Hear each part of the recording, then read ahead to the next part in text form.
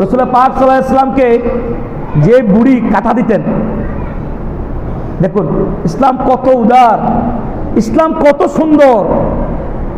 যে বুড়ি রসুলকে কাঁটা দিতেন, আল্লাহর নবী তাকে দেখতে গেলেন। তা কি করতে গেলেন? যখন দেখতেছে বুড়ি আসতেছে না, কাঁটা দিচ্ছেন না পথের মধ্যে, যে জায়গায় বুড়ি তাইফের মধ্যে যে কাঁটা গাছ ছিল, আর রাসূলুল্লাহ সাল্লাল্লাহু আলাইহি ওয়াসাল্লাম যখন উযু করতেন কাফারা পাহাড় থেকে পাথর নিক্ষেপ করতেন আমার নবীকে। এখনো পর্যন্ত একটি পাথর সংরক্ষিত অবস্থানে আছে, যে জায়গায় আমি স্বয়ং গিয়ে একেবারে পরিদর্শন করে আসার সুযোগ হয়েছে আমার নবী। বুড়ি রসুল বলতেছে প্রতিদিন তো বুড়ি আমাকে কষ্ট দেওয়ার জন্য হাজির হয়, আজকে বুড়ি কই? খবর নিয়ে দেখলেন যে আজকে বুড়ি অসুস্থ। আমার নবী বুড়িকে দেখতে গেলেন।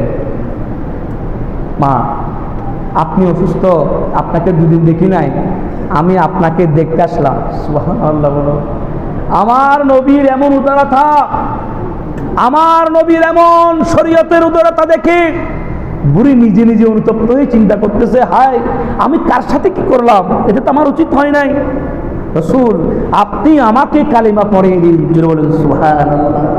শুনেন, জবলে রহমত, মক্কা শরীফের জবলে রহমত যেটা বর্তমানে আছেন, এটাকে বলা হয় বিদায় হজের বাসনের চিহ্ন।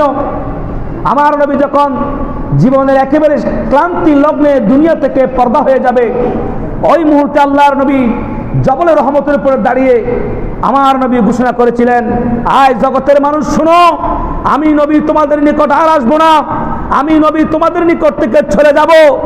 আয় শুনো, তোমাদের নিকট দুটা নিয়ামত রেখে যাচ্ছি, কিতাবুল্লাহ ও সুন্নাত রাসূলিল্লাহ ও আহলে বাইত রাসূলিল্লাহ। উম্মত শুনো, যতদিন দুনিয়ায় বাসবে জুলুম করবে না, যতদিন দুনিয়ায় বাসবে উম্মত জুলুম করবে না, ক্ষমা করবে। সুবহানাল্লাহ বলো। ক্ষমা করলে ইজ্জত বাড়ে, ক্ষমা করলে সম্মান বাড়ে, ক্ষমা করলে ইজ্জত বাড়িয়ে দেন আল্লাহ। কে? আল্লাহ।